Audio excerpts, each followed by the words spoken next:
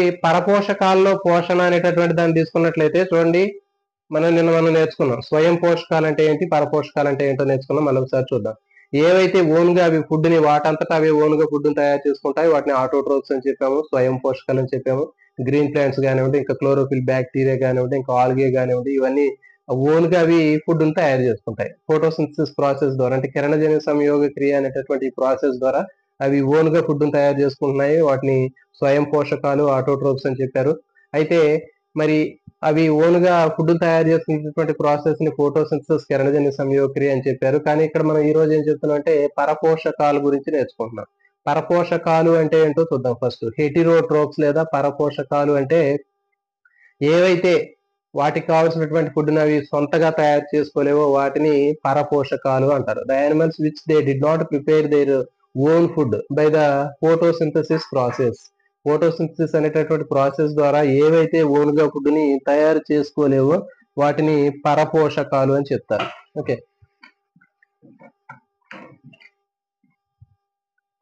Photosynthesis process ద్వారా food ని తయారు చేసుకునే వాటిని ఆటోట్రోప్స్ లేదా స్వయం పోషకాలు అంటారు. కానీ ఇక్కడ మనం పరపోషకాల గురించి నేర్చుకుంటున్నాం. అంటే ఏవైతే సొంతగా ఓన్ గా ఫోటోసింథసిస్ అనేటటువంటి కిరణజన్య సంయోగ క్రియ అనేటటువంటి ఆ ప్రాసెస్ ను ఉపయోగించి అవి ఫుడ్ ను తయారు చేసుకోలేవో వాటిని హెటరోట్రోప్స్ లేదా పరపోషకాలు అని చెప్తారు.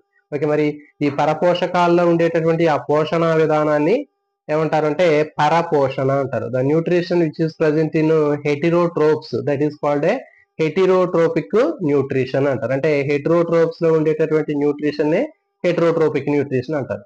మరి ఇంతకు ముందు చెప్పి మన ఆటోట్రోపిక్ న్యూట్రిషన్ అంటే the nutrition which is present in autotrophs that is called A autotrophic nutrition అని చెప్పాం. అంటే ఆటోట్రోప్స్ లో ఉండే న్యూట్రిషన్ నే ఆటోట్రోపిక్ న్యూట్రిషన్ అని చెప్పాం. అంటే చూడండి, ఫోటోసింథసిస్ ద్వారా అవి ఓన్ గా ఫుడ్ తయారు చేసుకుంటున్నాయి, అది ఆటోట్రోపిక్ న్యూట్రిషన్. మరి ఇక్కడ హెటరోట్రోప్స్ తీసుకుంటే ఈ హెటరోట్రోప్స్ మరి అవి ఓన్ గా ఫుడ్ తయారు చేసుకోలేవుగా, మరి అవి ఎట్లా, మరి వాటికి కావాల్సినటువంటి ఫుడ్ కోసం అవి ఎలా సర్వైవ్ అవుతున్నాయి అంటే all heterotrophs they depend on autotrophs directly or indirectly. Heterotrophs పరపోషకాలు మొత్తం కూడా ఏంటి అంటే వాటికి కావాల్సినటువంటి ఫుడ్ రిక్వైర్మెంట్స్ కోసం అవి డైరెక్ట్ గా గానీ ఇండైరెక్ట్ గా గానీ ప్లాంట్స్ మీద డిపెండ్ అవుతున్నాయి. కాబట్టి మరి ఈ పరపోషకాల్లో ఉండేటటువంటి ఆ పోషణ విధానం అంటే ఇక్కడ చెప్పే మనం పోషణ విధానం అంటే అవి ఆహారాన్ని సేకరించుకోవటం, తీసుకున్నటువంటి ఆహారం జీర్ణం చేసుకోవటాన్ని పోషణ అని చెప్తారు. Collection of food, digestion, assimilation, elimination. Okay, ఈ ప్రాసెస్ మొత్తాన్ని కూడా ఏమని చెప్తున్నారంటే న్యూట్రిషన్ అని చెప్తున్నారు యానిమల్స్ లో. కానీ ప్లాంట్స్ తీసుకుంటే ప్లాంట్స్ కి ప్రాసెస్ ఉంటుంది కదా, ఓన్ గా తయారు చేసుకుంటున్నాయి కదా. అందుకని అక్కడ మనం ఆటోట్రోప్స్ లేదా స్వయం పోషకాల్లో కిరణజన్య సంయోగ క్రియ లేదా ఫోటోసింథసిస్ గురించి నేర్చుకుంటున్నాం. కానీ ఇక్కడ హెటరోట్రోప్స్ లో మరి ఆ ప్రాసెస్ లేదు కాబట్టి మరి ఇక్కడ హెటరోట్రోప్స్ లో మనం ఏం నేర్చుకోవాలి అంటే పరపోషకాలు లేదా హెటరోట్రోప్స్ అవి ఎట్లా ఫుడ్ ని కలెక్ట్ చేసుకున్నటువంటి ఫుడ్ ని ఏ విధంగా డైజెస్ట్ చేసుకుంటున్నాయి, డైజెస్ట్ అయినటువంటి ఫుడ్ మెటీరియల్స్ ని ఏ విధంగా బాడీలో ఉన్నటువంటి అన్ని పార్ట్స్ కి అవి సప్లై చేస్తున్నాయి, అన్డైజెస్టెడ్ ఫుడ్ మెటీరియల్స్ ని బయటికి ఎట్లా ఎలిమినేట్ చేస్తున్నాయి. సో ఈ ప్రాసెస్ మొత్తం కూడా మనం ఇక్కడ ఈ పరపోషకాల్లో ఉన్నటువంటి పోషణ లేదా హెటరోట్రోపిక్ న్యూట్రిషన్ లో నేర్చుకుంటాం. ఓకే, ఇప్పుడు మనకి పరపోషకాలు అనేటటువంటి ఏంటంటే మొక్కలు, ఆకుపచ్చని మొక్కలు, తర్వాత శైవలాలు, నీలి ఆకుపచ్చ శైవలాలు కాకుండా మిగిలినటువంటి అన్ని జంతువులు కూడా మనకి పరపోషకాలుగా చెప్తాం. All animals are heterotrophs. అన్ని జంతువులన్నీ కూడా మనం హెటరోట్రోప్స్ గా మనం కన్వర్ట్ చేయడం జరుగుతుంది. అన్ని జంతువులన్నీ కూడా all animals are we called as a heterotrophs. వాటన్నిటిని మనం ఏం చెప్తాం అంటే హెటరోట్రోప్స్ లేదా పరపోషకాలు అని చెప్తున్నాం. మరి ఇప్పుడు దీంట్లో మనకి heterotrophic nutrition is a 3 types. Okay, in heterotrophic nutrition there is a 3 type of nutritions are there. మనకి హెటరోట్రోపిక్ న్యూట్రిషన్ లేదా పరపోషణలో 3 రకాలైనటువంటి పోషణ విధానాలని ఉంటాయి. ఓకే, సో మరి దాంట్లో మనకి ఫస్ట్ ఏంటంటే సాప్రోఫైటిక్ న్యూట్రిషన్. ఓకే, చూడండి, ఫస్ట్ ఏంటంటే పూతికాహార పోషణ. ఓకే, రెండవది పరాన్నజీవ పోషణ, పారాసైటిక్ న్యూట్రిషన్. మూడవది హోలోజోయిక్ న్యూట్రిషన్. ఓకే, జాంతవ భక్షణ అని చెప్తారు తెలుగులో. ఓకే, సో ఈ విధంగా మనకి పరపోషకాల్లో ఉండేటటువంటి పోషణ విధానాన్ని 3 రకాలుగా చెప్తారు. పూతికాహార పోషణ రెండవది, పరాన్నజీవ పోషణ మూడవది, జాంతవ భక్షక పోషణ. ఓకే, సో మీరు కూడా మిత్రులు కూడా చెప్పేటప్పుడు జాగ్రత్తగా వీటిని కూడా మీరు ప్రొనౌన్స్ చేయండి, మీకు చాలా ఈజీగా ఉంటుంది. ఓకే, సో ఇప్పుడు మనకి పరపోషకాల్లో ఉండేటటువంటి పోషణ విధానాన్ని మనం 3 రకాలుగా చెప్పాము. పూతికాహార పోషణ ఫస్ట్. ఓకే, సాప్రోఫైటిక్ న్యూట్రిషన్, తర్వాత పారాసైటిక్ న్యూట్రిషన్, రెండవది పారాసైటిక్ న్యూట్రిషన్, నెక్స్ట్ మూడవది హోలోజోయిక్ న్యూట్రిషన్. ఓకే, ఇప్పుడు ఈ మూడింటిని గురించి నేర్చుకున్నాం. Parasitic nutrition, holozoic nutrition, next saprophytic nutrition. Okay, పూతికాహార పోషణ, పరాన్నజీవ పోషణ, తర్వాత మూడవది జాంతవ భక్షక పోషణ. సో ఈ మూడింటిని గురించి మనం నేర్చుకున్నట్లయితే మనకి అదే పరపోషకాల్లో ఉండేటటువంటి పోషణ విధానం. ఓకే, సో ఇప్పుడు ఫస్ట్ మనం పూతికాహార పోషణ గురించి నేర్చుకుందాం. ఓకే, సో ఇక్కడ చూడండి, మనకి ఈ పూతికాహార పోషణ తీసుకున్నట్లయితే ఇక్కడ చూడండి, ఈస్ట్, పుట్టగొడుగు, రొట్టె బూజు. ఓకే, ఇవి తీసుకున్నట్లయితే ఈస్ట్, పుట్టగొడుగు, రొట్టె బూజులు తీసుకున్నట్లయితే ఇవన్నీ కూడా వీటిని ఏమంటారంటే పూతికాహారులు అని పిలుస్తారు. సో వీటిని పూతికాహారులు అని పిలుస్తారు.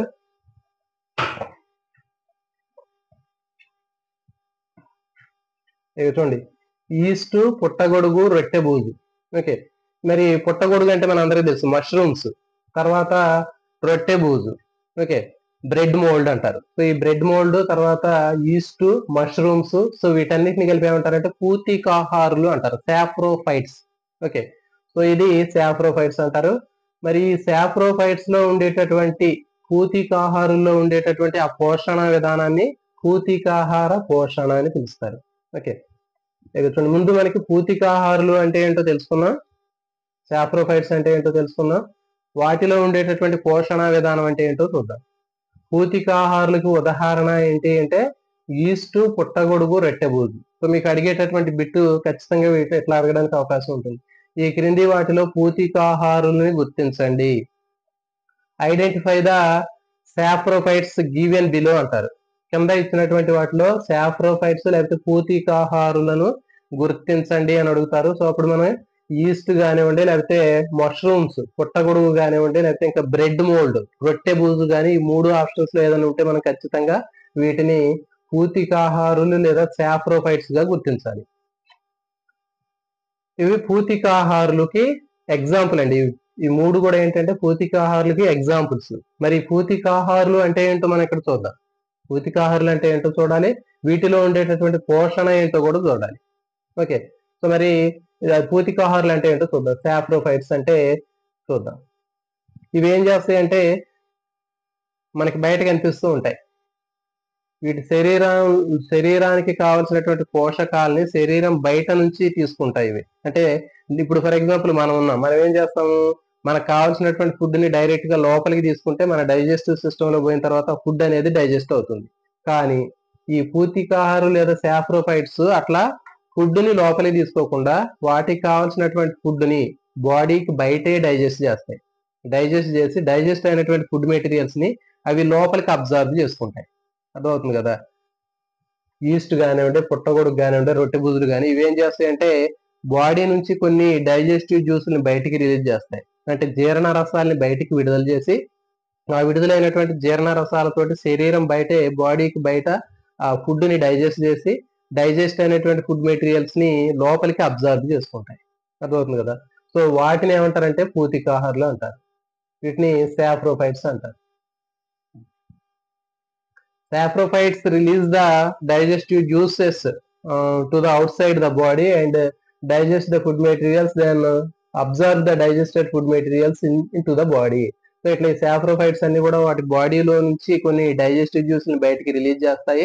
ఆ బాడీకి బయటే ఆ ఫుడ్ అనేది డైజెస్ట్ అవుతుంది. డైజెస్ట్ అయినటువంటి ఫుడ్ మెటీరియల్స్ లోపలికి అబ్జర్వ్ చేసుకుంటాయి. సో ఈ ప్రాసెస్ ఏమంటారు, మనకి సాప్రోఫైటిక్ న్యూట్రిషన్ అంటారు, పూతికాహార పోషణ అంటారు. ఓకే, సో ఇప్పుడు మనం సింపుల్ గా చూసినట్టయితే చూడండి, ఈస్ట్, పుట్టగొడుగు, రొట్టె బూజుల్ని మనం పూతికాహారులు అంటారు లేదా సాప్రోఫైట్స్ అంటారు. వీటిలో ఉండేటటువంటి పోషణ విధానాన్ని పూతికాహార పోషణ అంటారు. మరి ఈ పూతికాహార పోషణ అంటే ఏంటో చెప్పాం మనం. ఈస్ట్, పుట్టగొడుగు, రొట్టె బూజులు ఇవేం చేస్తాయంటే వాటి శరీరం నుంచి కొన్ని డైజెస్టివ్ జ్యూస్ని బయటికి రిలీజ్ చేసి జీర్ణ రసాల్ని ఆ బయట ఉన్నటువంటి ఫుడ్ ని డైజెస్ట్ చేసి ఆ డైజెస్ట్ అయినటువంటి ఫుడ్ మెటీరియల్ ని అబ్జర్వ్ చేసుకుంటాయి. ఫర్ ఎగ్జాంపుల్ ఇది స్పాంజీ అండి. ఇప్పుడు మనకి ఫర్ ఎగ్జాంపుల్ ఒక వాటర్ ఉన్నాయి, ఆ వాటర్ మనం అబ్జర్వ్ చేయాలంటే ఏం చేస్తాం, ఈ స్పాంజిని దాని మీద పెడితే ఏమైంది, మొత్తం వాటర్ ని అబ్జర్వ్ చేసుకుంటుంది. సో అట్లాగే ఈ ఈస్ట్, పుట్టగొడుగు, రెట్టబుజులు ఏం చేస్తాయంటే వాటి బాడీలోంచి కొన్ని జ్యూస్ని, డైజెస్టివ్ జ్యూస్ ని బాడీ నుంచి బయటికి రిలీజ్ చేసి వాటి బాడీకి బయటే ఫుడ్ డైజెస్ట్ చేసుకొని కావాల్సినటువంటి ఆ డైజెస్టెడ్ ఫుడ్ మెటీరియల్స్ ని లోపలికి అబ్జర్వ్ చేసుకుంటాయి. ఓకే, ఈ ప్రాసెస్ ని ఏమంటారంటే సాఫ్రోఫైటిక్ న్యూట్రిషన్ అంటారు. Okay, the nutrition which is present in saprophytes, that is called a saprophytic nutrition. Okay, saprophytes లో ఉండే న్యూట్రిషన్ నే saprophytic nutrition అంటారు. ఓకే, సో ఇది మనకి ఒక రకమైనటువంటి first type of heterotrophic nutrition. Next second parasitic nutrition. Okay, రెండవది ఏంటంటే పరాన్నజీవ పోషణ. పరాన్నజీవ పోషణ అంటే ఏంటి అంటే పరాన్న జీవుల్లో ఉండేటటువంటి పోషణ విధానాన్ని పరాన్నజీవ పోషణ అంటారు. Nutrition which is appears in parasites, that is called A parasitic nutrition. Parasites లో ఉండేటటువంటి న్యూట్రిషన్ నే పారాసైటిక్ న్యూట్రిషన్ అంటారు. మరి అసలు పారాసైట్ అంటే ఏంటి, దానికి కొన్ని ఎగ్జాంపుల్స్ ఏంటో చూద్దాం. మీకు చూడండి, పేను, జలగ, బద్దె పురుగు, కస్క్యూట. సో ఇవన్నీ కూడా ఏంటి అంటే పరాన్న జీవులకి ఉదాహరణలు. లైస్ మన తలలో ఉంటాయి, హెడ్ లైస్ అంటారు, తలలో ఉండేటటువంటి పేలు, తర్వాత జలగలు, లీచ్ జలగ, తర్వాత టేప్ వామ్ బద్దె పురుగు, తర్వాత కస్క్యూట ఇది ప్లాంట్ అండి. ఇవన్నీ కూడా యానిమల్సే, పారాసైటిక్ యానిమల్స్ ఇవన్నీ కూడా. ఇది పారాసైటిక్ ప్లాంట్ కస్క్యూట. కస్క్యూట అనేది పరాన్నజీవ మొక్క, మిగిలినటువంటివన్నీ కూడా పరాన్నజీవ జంతువుల కింద మనం వాటిని ట్రీట్ చేస్తూ ఉంటాం.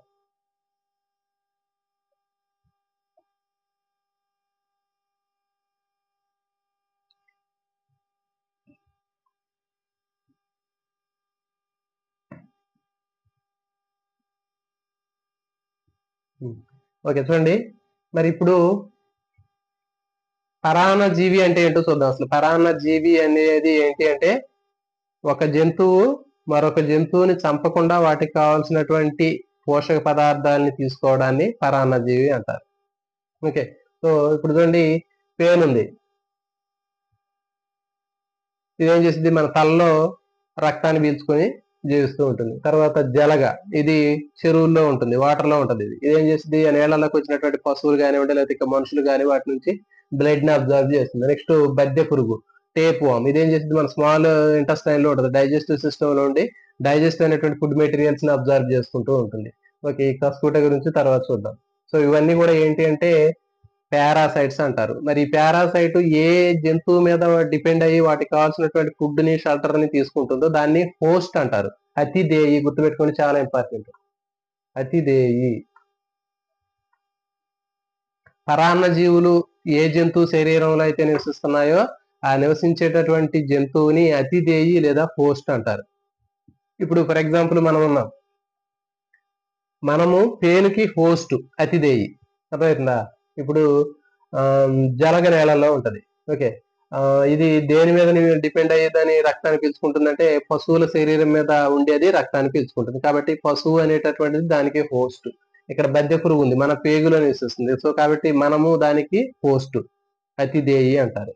ఓకే, సో కాబట్టి ఇవన్నీ కూడా ఈ పరాన్న జీవులు లేదా పారాసైట్స్ వేటి మీద డిపెండ్ అయ్యి వాటికి కావాల్సినటువంటి ఫుడ్ ని, షెల్టర్ ని తీసుకుంటాయో వాటిని హోస్ట్ ప్లాంట్స్ అంటారు. ఓకే, మరి ఈ పరాన్న జీవులు లేదా మరి పరాన్న జీవుల్లో ఉండే పోషణ విధానాన్ని పరాన్న జీవ పోషణ అని చెప్తున్నారు. అంటే కొన్ని జంతువులు వాటికి కావాల్సినటువంటి ఆహారము, తర్వాత నివాసం కోసం మరొక జంతువు మీద ఆధారపడి వాటిని చంపకుండా వాటి నుంచి ఆహారాన్ని సేకరించే విధానాన్ని పరాన్న జీవ పోషణ అంటారు. అర్థమవుతుందా.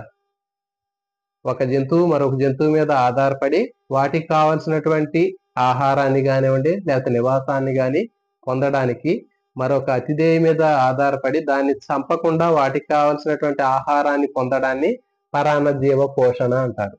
సో మరి అట్లా అతిథేయ మీద ఆహారం కోసం, నివాసం కోసం ఆధారపడే వాటిని పరాన్న జీవులు అంటారు. అర్థమవుతుంది కదా. సో ఇవి పరాన్న జీవులు. ఆ పరాన్న జీవుల్లో ఉండే ఆహారాన్ని సేకరించేటటువంటి విధానాన్ని పరాన్న జీవ పోషణ అని చెప్తారు. ఎగ్జాంపుల్ పేను, జలగ, బద్దె పురుగు, కస్క్యూట. సో ఇవన్నీ కూడా మనకి పారాసైట్స్ లేకపోతే పరాన్న జీవులు అని చెప్తారు. Animals get the food from the host without killing the host. Okay, కొన్ని యానిమల్స్ ఏం చేస్తాయంటే వాటికి కావాల్సినటువంటి ఫుడ్ మెటీరియల్స్ కోసం హోస్ట్ మీద డిపెండ్ అవుతాయి. ఓకే, హోస్ట్ మీద డిపెండ్ అయ్యి అవి ఏం చేస్తాయి, ఆ హోస్ట్ యానిమల్ నుంచి వాటికి కావాల్సినటువంటి ఫుడ్ని తీసుకుంటాయి. కానీ దానికి ఎలాంటి చంపకుండా అవి వాటికి కావాల్సినటువంటి ఫుడ్ని అవి కలెక్ట్ చేసుకోవడం జరుగుతుంది. They get the food from host without killing. Host ని చంపకుండానే వాటికి కావాల్సినటువంటి ఫుడ్ని అవి కలెక్ట్ చేసుకుంటూ ఉంటాయి. సో దీన్ని పారాసైటిక్ న్యూట్రిషన్ అంటారు. ఇది పరాన్నజీవ పోషణ. ఓకే, ఈ పరాన్నజీవ పోషణ లేదా పారాసైటిక్ న్యూట్రిషన్ అంటారు. వీటికి ఎగ్జాంపుల్స్ పేను, జలగ, బద్దె పురుగు, కస్క్యూటా. ఈ కస్క్యూటా గురించి ఇక్కడ మనం నెక్స్ట్ చూద్దాం. ఓకే, సో ఇది second type of heterotrophic nutrition. Okay, రెండవ రకమైనటువంటి పరపోషకాల్లో ఉండేటటువంటి రెండవ పోషణ విధానం. ఓకే, నెక్స్ట్ మూడవది జాంతవ భక్షక పోషణ, హోలోజోయిక్ న్యూట్రిషన్ అంటారు. హోలోజోయిక్ న్యూట్రిషన్ అనేది ఎక్కువగా మనకి అమీబా, పారామిషియం మనుషుల్లో ఎక్కువగా కనిపిస్తుంది. Okay, amoeba, paramecium, human beings లో ఎక్కువగా కనిపించేటటువంటి పోషణ విధానాన్ని ఏమంటారంటే హోలోజోయిక్ న్యూట్రిషన్ లేకపోతే జాంతవ భక్షక పోషణ అంటారు. అంటే ఇది చూడండి, అమీబా కానీ, పారామిషియం కానీ, లేకపోతే హ్యూమన్ బీయింగ్స్ మనుషులు కానీ ఏం చేస్తారంటే వాటికి కావాల్సినటువంటి ఫుడ్ మెటీరియల్స్ ని సాలిడ్ స్టేట్ లో కానీ లేకపోతే లిక్విడ్ స్టేట్ లో కానీ అబ్జర్వ్ చేసుకొని బాడీలోకి పోయిన తర్వాత దాన్ని డైజెస్ట్ చేసుకొని ఆ డైజెస్ట్ అయినటువంటి ఫుడ్ మెటీరియల్స్ ని మొత్తం బాడీ మొత్తం కూడా సప్లై చేసి అసిమిలేషన్ చేసుకొని తర్వాత అన్డైజెస్టెడ్ ఫుడ్ మెటీరియల్స్ ని బాడీ నుంచి బయటకి ఎలిమినేట్ చేస్తూ ఉంటాయి. ఓకే, ఈ ప్రాసెస్ ని మనం ఏం చెప్తారంటే జాంతవ భక్షక పోషణ లేదా హోలోజోయిక్ న్యూట్రిషన్ అని చెప్తారు.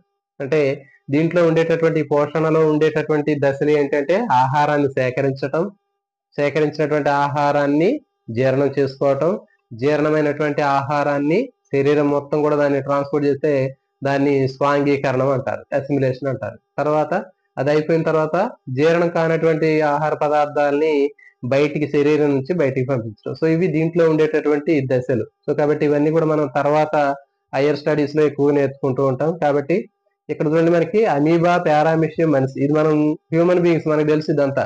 మనం ఏం చేస్తాం, మనలో ఉండేటటువంటి nutrition is present in human beings, that is called a holozoic nutrition. మనలో ఉండేటటువంటి పోషణ విధానాన్ని జాంతవ భక్షక పోషణ అని చెప్తారు. ఇప్పుడు మనం ఏం చేస్తాం, ముందుగా ఫుడ్ ని తీసుకుంటున్నాం, ఆహారాన్ని సేకరించినటువంటి ఆహారాన్ని డైజెస్టివ్ సిస్టమ్ లో తీసుకున్న తర్వాత అక్కడ దాన్ని డైజెస్ట్ చేస్తున్నాము, అది జీర్ణం చేయటం, తర్వాత జీర్ణమైన తర్వాత దాన్ని స్వాంగీకరణం చేస్తాం, అసిమిలేషన్ అంటారు. అంటే డైజెస్ట్ అయినటువంటి ఫుడ్ మెటీరియల్స్ బ్లడ్ సర్క్యులేషన్ ద్వారా బాడీలో ఉన్నటువంటి అన్ని పార్ట్స్ కూడా ట్రాన్స్పోర్ట్ అవుతుంది. అక్కడ నుంచి తర్వాత undigested food materials digestive system నుంచి బయటికి ఎలిమినేట్ చేయడం జరుగుతుంది. సో కాబట్టి కూడా collection of food, okay, digestion, assimilation, elimination. So ఇవన్నీ కూడా దీంట్లో ఉండేటటువంటి స్టేజెస్. సో ఇప్పుడు మనం చూద్దాం అమీబా, పారామిషియం. ఇప్పుడు ఈ చాప్టర్ లో మనం నేర్చుకునేటటువంటిది ఏంటి అంటే ఆటోట్రోపిక్ న్యూట్రిషన్ లో ప్లాంట్స్ లో ఫోటోసింథసిస్ ప్రాసెస్ గురించి నేర్చుకుంటాం. తర్వాత హెటరోట్రోపిక్ న్యూట్రిషన్ తీసుకుంటే దాంట్లో ఇప్పుడు మనకి హోలోజోయిక్ న్యూట్రిషన్ లేదా జాంతవ భక్షక పోషణ అని చెప్పాం. ఈ జాంతవ భక్షక పోషణ లేదా హోలోజోయిక్ న్యూట్రిషన్ లో మనం అమీబా గురించి స్టడీ చేస్తాం. తర్వాత పారామిషియం లో ఫుడ్ ఎట్లా డైజెషన్ చేసుకుంటుంది అనేటటువంటిది స్టడీ చేస్తాం. దాని తర్వాత మానవుడు అంటే హ్యూమన్ బీయింగ్స్ లో ఫుడ్ అనేది ఎట్లా డైజెస్ట్ అవుతుంది అనేటటువంటి దాన్ని మనం ఇక్కడ డిస్కస్ చేద్దాం. సో ఇది ఈ రోజు చెప్పేటటువంటి టాపిక్ లో మనకి అమీబాలో ఫుడ్ ఎట్లా డైజెస్ట్ అవుతుంది, పారామిషియంలో ఎట్లా ఫుడ్ డైజెస్ట్ అవుతుంది, దాని తర్వాత ఇక్కడ ఇంకోటి చెప్పాం మనం కస్క్యూటా అని. ఇది పారాసైటిక్ ప్లాంట్. మరి జనరల్ గా మనకి ప్లాంట్స్ అన్ని కూడా ఆటోట్రోప్స్. మరి ఇది ఎందుకు దీన్ని హెటరోట్రోప్స్ అన్నారు, దాని గురించి దాని సంగతి ఏంటనేది మనం తర్వాత చూద్దాం. ఇప్పుడు అమీబా తర్వాత పారామిషియంలో ఉండేటటువంటి ఆ పోషణ విధానం చాలా చాలా ఇంపార్టెంట్. దీని మీద ఎక్కువగా బిట్లు అడుగుతూ ఉంటాడు. సో చూద్దాం. ఇక చూడండి, మనకి అమీబా తెలుసు, ఇది మనకి ఫ్రెష్ వాటర్ లో ఉండేటటువంటి ప్రోటోజోవన్. ఓకే, అమీబా అనేది ఒక ఏకకణజీవి unicellular organism. It is belongs to the ప్రోటోజోవాకి చెందినటువంటి యూనిసెల్యులర్ ఆర్గానిజం, ఏకకణజీవి. ఓకే, మరి ఇది ఇర్రెగ్యులర్ షేప్ లో ఉంటది. Amoeba has a irregular shape. దానికి మొత్తం బాడీ మొత్తం కూడా ఇర్రెగ్యులర్ గా ఉంటుంది. ఓకే, దానికి కరెక్ట్ గా ఒక షేప్ అనేది ఉండదు.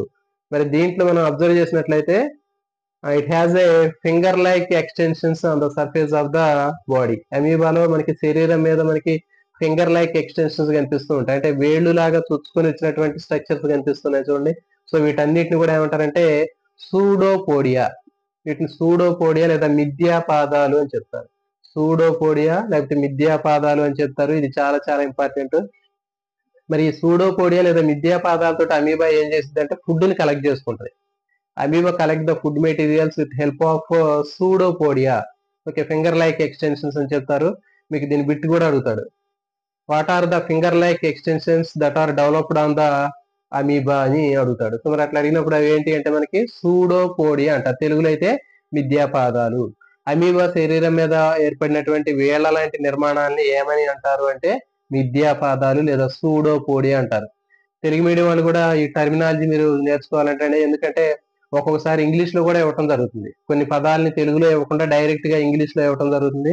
సో మరి అలాంటి సందర్భాల్లో మీరు ఇబ్బంది పడే అవకాశం ఉంటుంది. సో కాబట్టి ఖచ్చితంగా మీరు ఇంగ్లీష్ లో కూడా ఈ పదాలు నేర్చుకోవాలి. మిథ్యా పదాలు అంటే సూడోపోడియా.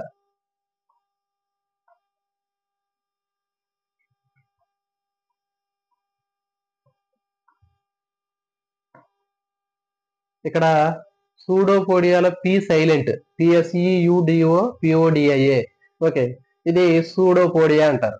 ఇది చాలా చాలా ఇంపార్టెంట్. వీటితోటి అమీబా ఏం చేస్తుంటే ఫుడ్ ని లోపలికి కలెక్ట్ చేసుకుంటది.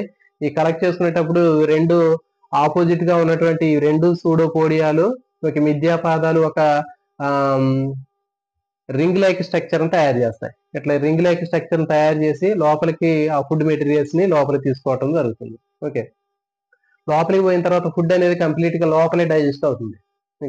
ఇది లోపలికి పోయిన తర్వాత ఫుడ్ వ్యాక్యూల్ అనేది తయారవుతుంది, అంటే ఆహార రిక్తిక తయారవుతుంది. ఈ ఆహార రిక్తిక లోపలే మొత్తం ఫుడ్ మొత్తం కూడా డైజెస్ట్ అవుతుంది. ఈ డైజెషన్ జరిగిన తర్వాత అన్డైజెస్టెడ్ ఫుడ్ మెటీరియల్స్ ఈ బాడీ నుంచి బయటికి ఎలిమినేట్ అవుతాయి. అంటే any surface of the body, ఈ అమీబా బాడీలో ఏ సర్ఫేస్ దగ్గర అయినా కానీ ఆ అన్డైజెస్టెడ్ ఫుడ్ మెటీరియల్స్ ఏవైతే ఉన్నాయో, జీర్ణం కానటువంటి వ్యర్థ పదార్థాలు ఈ శరీరం నుంచి బయటికి ఎలిమినేట్ చేస్తూ ఉంటుంది. ఓకే, అంటే స్పెసిఫిక్ గా ఒక పాయింట్ అనేది ఉండదు ఆడ. ఇది అమీబాలో ఉండేటటువంటి న్యూట్రిషన్. ఇందులో గుర్తుపెట్టుకోండి, బయట ఉన్నప్పుడు అది ఆహారపు జీవి. ఓకే, ఆహారం అనేది బయట ఉన్నప్పుడు దాన్ని ఫుడ్ అంటారు. ఓకే, మరి ఆ ఫుడ్ ఆహారం అనేది ఈ అమీబా బాడీలోకి ఎంటర్ అయిన తర్వాత దాన్ని we called as a food vacuole, ఆహార రిక్తిక అంటారు. గుర్తుపెట్టుకోండి, ఆహారపు జీవి అంటారు బయట ఉంటే. మరి బయట ఉన్నటువంటి ఆహారపు జీవి దీని యొక్క శరీరంలోకి వస్తే అప్పుడు దాన్ని ఏమంటారంటే it is called as a food vacuole, ఆహార రిక్తిక అంటారు. ఇది ఆహార రిక్తిక. So digestion takes place in food vacuole, ఆహార రిక్తికలోనే ఫుడ్ అనేది డైజెస్ట్ అవుతుంది. ఈ డైజెస్ట్ అయిన తర్వాత digested food material spread over the cytoplasm. ఈ డైజెస్ట్ అయినటువంటి ఫుడ్ మెటీరియల్ మొత్తం కూడా ఈ సైటోప్లాజం లోకి స్ప్రెడ్ అవుతుంది. తర్వాత undigested food materials reaches to the surface of the body and throne to the out side. ఇక్కడ నుంచి ఏదైనా ఒక సర్ఫేస్ దగ్గరకు వచ్చి అన్డైజెస్టెడ్ ఫుడ్ మెటీరియల్స్ మొత్తం కూడా బాడీ నుంచి బయటికి ఎలిమినేట్ చేయడం జరుగుతుంది. ఓకే, సో ఇది అమీబాలో ఉండేటటువంటి న్యూట్రిషన్. ఓకే, ఇది కూడా హోలోజోయిక్ న్యూట్రిషన్ చెప్పాం కదా. మరి ఇప్పుడు అమీబా ఏం చేస్తుంది? కలెక్షన్ ఆఫ్ ఫుడ్ అని చెప్పాము, తర్వాత డైజెషన్ అని చెప్పాము, తర్వాత డైజెస్ట్ అయిన ఫుడ్ మెటీరియల్స్ మొత్తం సెల్ మొత్తం స్ప్రెడ్ అవుతుందని చెప్పాము, తర్వాత అన్డైజెస్టెడ్ ఫుడ్ మెటీరియల్స్ ఏం చేస్తాయి? బాడీ నుంచి బయటకి ఎలిమినేట్ చేస్తాయని చెప్పాము. సో కాబట్టి ఈ హోలోజోయిక్ న్యూట్రిషన్ లో కలెక్షన్ ఆఫ్ ఫుడ్, ఒక డైజెషన్, అసిమిలేషన్, ఎలిమినేషన్, ఆహారాన్ని గ్రహించటం, జీర్ణం చేయటం, తర్వాత స్వాంగీకరణం చేయటం, బయటికి విసర్జించటం. సో ఇవన్నీ కూడా అన్నిటికీ కూడా కామన్ గా ఉండేటటువంటి స్టెప్సే. మీకు ఎగ్జామ్ లో అడిగేది ఈ బిట్ అడుగుతాడండి, అమీబాలో వేళ్ళు వంటి నిర్మాణాలను ఏమంటారు? మిథ్యాపాదాలు. In amoeba identify the structures present in amoeba as a finger like extensions. Finger like extensions ఏమంటారంటే it is called as a pseudopodia. Okay, వీటిని సూడోపోడియా అంటారు. Next in amoeba where the digestion take place అని అడుగుతారు. Okay, మరి food ఎక్కడ digest అవుతుంది అంటే the digestion take place in food vacuole, ఆహార రిక్తికలో ఆహారం అనేది జీర్ణం అవుతుంది. ఓకే, తర్వాత how the amoeba eliminates undigested food materials from the body to the out side. Amoeba శరీరంలో తయారైనటువంటి ఆ వ్యర్థ పదార్థాలని, అన్డైజెస్టెడ్ ఫుడ్ మెటీరియల్ ని, జీర్ణం కాని వ్యర్థ పదార్థాలని ఏ విధంగా బయటకు పంపుతుంది అంటే కింద ఆప్షన్స్ లో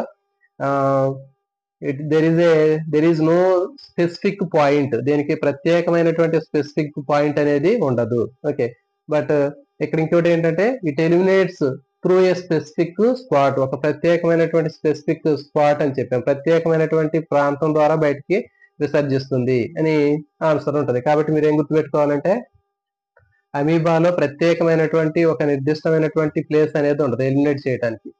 it eliminates the undigested food materials any surface of the body. ఎక్కడి నుంచి అయినా అది బయటికి ఎలిమినేట్ చేయొచ్చు. ఇది అమీబాలో ఉన్నటువంటి న్యూట్రిషన్. నెక్స్ట్